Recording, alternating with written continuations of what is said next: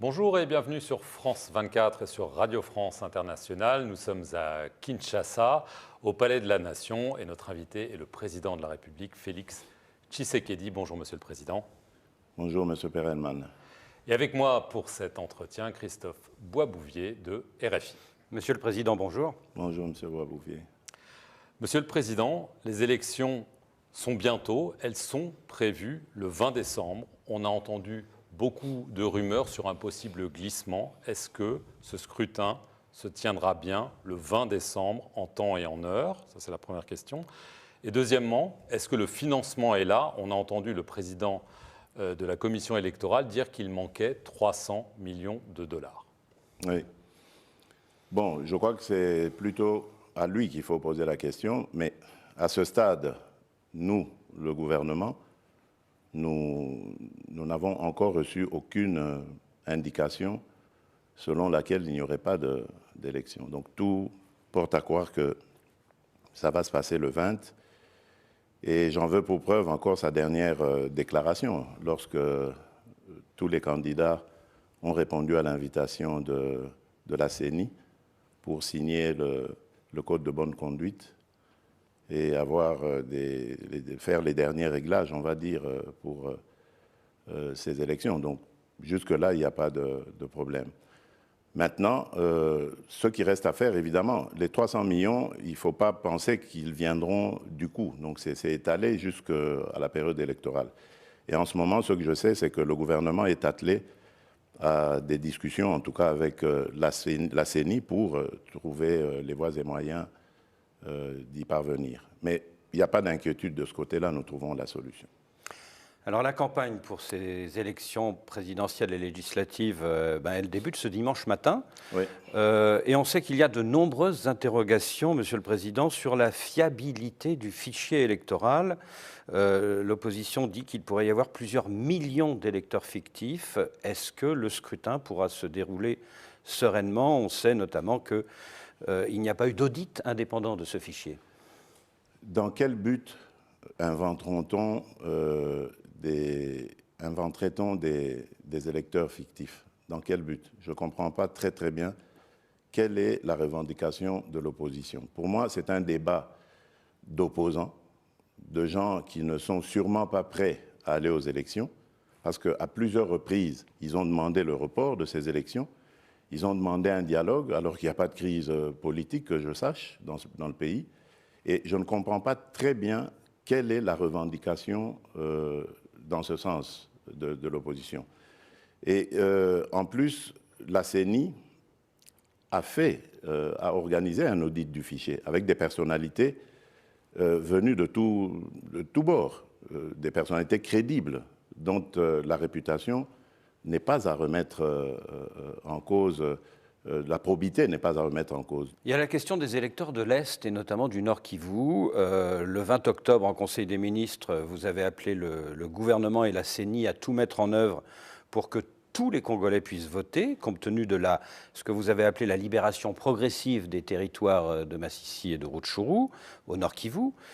Mais depuis, les rebelles du M23 ont repris du terrain. Est-ce que cela veut dire que le vote ne pourra pas se tenir dans ces deux territoires? Malheureusement. Malheureusement, pour Rutshuru et pour le Massissi, je ne crois pas que ça pourra se faire. Mais qu'à cela ne tienne, nous allons continuer nos efforts pour libérer ces localités, ramener nos compatriotes dans leur localité d'origine et imposer cette paix. Mais en même temps, il y a le processus électoral qu'il faut continuer et amener à son terme. 26 candidats pour la présidentielle sur la ligne de départ. On verra combien seront à l'arrivée. Alors, c'est une élection à un tour. Donc, est-ce que la dispersion des candidatures de l'opposition fait de vous le favori logique de ce scrutin? Bon, je reste serein, modeste. Moi, ce qui se passe à l'opposition n'est pas mon problème. Nous vivons dans un pays où il y a une vitalité démocratique certaine, et tant mieux, j'allais dire, pour la démocratie. Ceux qui le font dans l'opposition, c'est leur problème. Mais vous vous sentez le favori? Bien sûr, sinon je n'aurais pas demandé à rempiler. Je crois que j'ai fait du bon travail. C'est vrai que beaucoup de choses restent encore à faire, mais le Congo revient de loin. Ça, il faut le reconnaître. Tous ceux qui viennent aujourd'hui, après 5 ans de ma présidence, presque 5 ans, me le disent très clairement. Les choses ont vraiment évolué dans le bon sens. Et même les paramètres en international le prouvent. Je fais ici allusion, par exemple, aux agences de notification qui nous ont maintenant attribué la note de triple B, par exemple. Donc, c'est pour vous dire que les choses évoluent dans le bon sens. Elles ne demandent qu'à être consolidées. Vous défendez votre bilan devant nous, vous l'avez fait devant le Parlement, mais certains de vos opposants, évidemment, ne sont pas d'accord. Moïse Katumbi... C'est le rôle de l'opposition. Oui, mais peut-être que les critiques peuvent être fondées. Par exemple, Moïse Katumbi parle de coupures d'électricité incessantes. Martin Fayulu, Denis Mukwege dénoncent la corruption des élites du pays. Est-ce que c'est de la pure opposition ou est-ce que, malgré tout, oui, il y a des coupures d'électricité, oui, il y a de la corruption? Mais les coupures d'électricité, ce n'est pas nouveau. Ce que nous faisons, c'est d'essayer de juguler justement ces coupures intempestives. Et nous le faisons en renforçant les capacités du barrage d'Inga, de Zongo 2. Je viens d'ailleurs d'inaugurer une centrale électrique là maintenant qui va desservir une dizaine de communes dans Kinshasa, et ça fait des millions de consommateurs qui vont pouvoir être, de clients qui vont pouvoir être accordés maintenant au réseau électrique. Donc nous essayons de juguler cela. Lorsque moi je suis arrivé à la tête de ce pays, il n'y avait que 9% de ménages, on va dire, dans la population qui avaient accès à l'électricité. Aujourd'hui, nous tournons autour de 20%, et l'objectif, c'est d'aller encore beaucoup plus loin. Donc eux, ils peuvent parler, d'accord, Moïse Katumbi, bon, il a été gouverneur de la province du Katanga. À l'époque, elle n'était pas encore divisée en 4 morceaux, mais qu'est-ce qu'il en a fait? Je parlais d'ailleurs récemment de l'aéroport international qui est en train d'être construit, qui est déjà d'ailleurs terminé à Kolwezi. Il a été gouverneur pendant 9 ans. Il n'a même pas pensé à construire un aéroport international dans la capitale mondiale du cobalt. Aujourd'hui, des investisseurs pourront venir de partout sans devoir passer par Lubumbashi et chercher des petits cercueils volants pour arriver à Kolwezi. Ils vont venir directement avec leur jet privé ou leur avion régulier directement sur Kolwezi. J'ai des tas d'exemples comme ça qui peuvent démontrer que je n'ai aucune leçon à recevoir de Moïse Katumbi. Alors il y a une affaire qui défraye la chronique, c'est celle du correspondant de Jeune Afrique, Stanis Boujakera. Il est détenu depuis 2 mois en prison, il est accusé de diffusion de fausses informations, il risque 10 ans de prison. Alors il est accusé d'être à l'origine d'un rapport interne de l'ANR, donc les services secrets, mettant en cause les renseignements militaires dans le meurtre au mois de juillet de Chérubin Okende, qui est un proche de Moïse Katumbi. Le journaliste, l'association Reporters sans frontières, nie toute manipulation. Monsieur le Président, pourquoi tant d'acharnement contre un simple journaliste? Je ne suis ni à l'origine, ni en train de faire que... ni à l'origine de son arrestation, j'allais dire, ni en train de tirer les ficelles pour qu'on enfonce Stanis Boujakera. Je ne peux pas intervenir. Je n'interviendrai que peut-être plus tard, s'il est condamné ou quoi, pour une amnistie, grâce ou que sais-je. Si. Mais à ce stade, je n'ai rien à dire. Je suis le premier à être peiné par ce qui lui arrive, mais j'ai en même temps aussi besoin de savoir qu'est-ce qui s'est passé.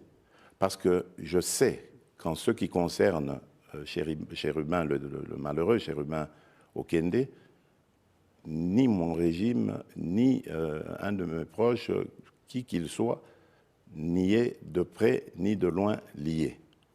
Je n'avais aucun intérêt à donner la mort à ce compatriote. Parce que d'abord, remarquez, il était le porte-parole d'Ensemble, mais il n'a jamais pris la parole. Il ne gênait en rien le régime. Et quand bien même il y en a qui gênent plus que ça, qui qui profèrent des injures, des menaces, qu'est-ce qui leur arrive? Et pourquoi on s'en prendrait à Chérubin, le pauvre? Pourquoi chercherais-je à lui ôter la vie? Ça n'a pas de sens. Donc, pour moi, c'était aussi une curiosité. Je voulais aussi savoir, mais qu'est-ce que c'est? Pourquoi est-ce qu'on a voulu faussement attribuer au service de renseignement la responsabilité de la mort de Chérubin? Donc ça veut dire... Ce journaliste est responsable. Ça veut dire... Non, le journaliste, on peut l'avoir manipulé en lui faisant croire que c'est une information de première main. Et ensuite, on désoriente en fait les enquêteurs. C'était peut-être ça le but. Alors, il y a un mois, le secrétaire général des Nations Unies, Antonio Guterres, son envoyé spécial dans la région, ont parlé devant le Conseil de sécurité des Nations Unies et ils disent craindre une guerre directe entre le Rwanda et la RDC. Oui, mais à cause de qui? Les craintes sont là, d'accord, mais guerre directe. À qui la faute? Donc, nous sommes les victimes. Guerre, Monsieur le Président? Moi, je n'exclus aucun scénario. Nous sommes les victimes. Donc on n'a pas regardé dans notre direction, il faut regarder dans la direction de ceux qui sont coupables de cette agression, de cette situation. Et nous disons, après avoir appelé plusieurs fois la communauté internationale à intervenir par des sanctions contre le Rwanda, si celle-là tarde à venir, nous allons nous protéger nous-mêmes, nous allons utiliser nos propres moyens pour nous défendre nos populations. Y compris les armes. À votre avis, comment est-ce qu'on pourrait faire autrement que par les armes? Combien de soldats rwandais, d'après vos informations, sont sur le sol congolais? Des milliers. Des milliers? Oui, ils sont là par milliers. Par milliers? Oui. Est-ce que Paul Kagame, pour vous, est le véritable chef du M23? Bien sûr. D'abord, le M23, c'est une coquille vide. Ce sont les RDF qui se battent. Mais nous en avons les preuves. Parce qu'aujourd'hui, avec les armes que nous avons, la technologie que nous avons, nous les voyons. Nous avons des images. Je ne parle pas en l'air. Je parle sur base de faits avérés. Les images sont là, et de leurs cadavres, et même lorsqu'ils s'amoncellent pour porter leurs attaques. Nous avons tout, et pas que nous. L'ONU, les Nations Unies, ils ont aussi les mêmes images. N'oubliez pas que la mission de la MONUSCO est encore à l'est du pays, à Goma. Début octobre, des milices patriotiques congolaises, les fameux Wazalendo, soutenus par votre armée, ont reconquis une partie du Massissi, notamment autour de Kitshanga. Mais depuis, le M23 a repris le terrain perdu. Il menace à nouveau les localités, les villes de Saké et bien sûr de Goma. C'est donc un échec? Ils ne prendront pas Goma. Retenez-le, ils ne prendront pas Goma. Pourquoi? Mais parce qu'il y aura une réplique de notre part. Ils ne prendront pas. Mais là, quand même, il y a eu un échec, non? Oui, mais des Wazalendo, c'est normal. Qui sont les Wazalendo? Ce sont des patriotes, des civils au départ, des gens qui ont décidé de défendre corps et âme les intérêts de leur communauté. Parce qu'en son temps, ils n'avaient pas confiance en l'armée. Ils ne pensaient pas que l'armée était capable de les protéger. Donc ils ont pris leur courage à deux mains et se sont engagés dans ce combat. C'est même héroïque. Là où les FARDC peuvent les soutenir, s'ils sont dans leur giron, l'ordre est donné pour que celles-ci les soutiennent. Mais je ne m'en cache pas, parce que ce n'est pas un crime qu'ils commettent. Ils défendent leur patrie, et avec raison, et courage. Mais pas ce sont des héros, pas des criminels comme le M23 et les RDF du Rwanda. Alors, pour tenter de retourner la situation en votre faveur, vous avez aussi eu recours à des compagnies de sécurité occidentales, une française, Agemira, une roumaine, Congo Protection. Bien sûr, c'est pour renforcer les capacités. Ce sont des experts, attention, ce sont des experts qui sont eux-mêmes, qui ont eux-mêmes des carrières de forces spéciales, de commandos, etc., et dont la mission est de renforcer les capacités des forces de défense en situation réelle, sur terrain. En se battant? Ah, bien sûr, mais ils sont combien? Ils doivent être à nos côtés. Donc, ils sont combien, monsieur?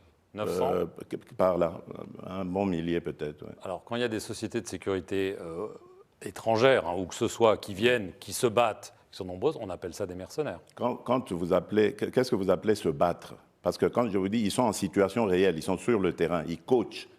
Est-ce qu'un coach de football, il joue avec son équipe? Et pourtant, il est sur le terrain, il voit ses joueurs jouer, il est là, les joueurs sont là en train de jouer, et lui, il coach. Ce sont des coachs, voilà. Pas des mercenaires. Mais non, ce ne sont pas des mercenaires. Ce ne sont pas des mercenaires. Vous avez aussi remis en état de marche une flotte d'avions et d'hélicoptères. Bien sûr, d'avions de chasse et d'hélicoptères armés, bien sûr. Vous attendez 3 drones chinois. Est-ce que vous comptez sur ces nouveaux moyens, ces renforts pour, vous êtes bien renseigné, vous. Pour peut-être obtenir une victoire de prestige avant le rendez-vous électoral du 20 décembre? D'abord, nous ne les attendons pas. Ils sont déjà là, les drones. Ils sont là depuis quelque temps. Des drones d'attaque, hein? Bien sûr, mais qu'est-ce qu'il y a de mal là? Est-ce que vous comptez sur ces nouveaux moyens pour avoir une victoire militaire de prestige avant le 20 décembre? Je crois que je vous ai dit, non, je ne joue pas avec ça. Moi, je ne fais pas de politique politicienne. Pas du tout. Moi, je défends les intérêts de mon pays et de mon peuple.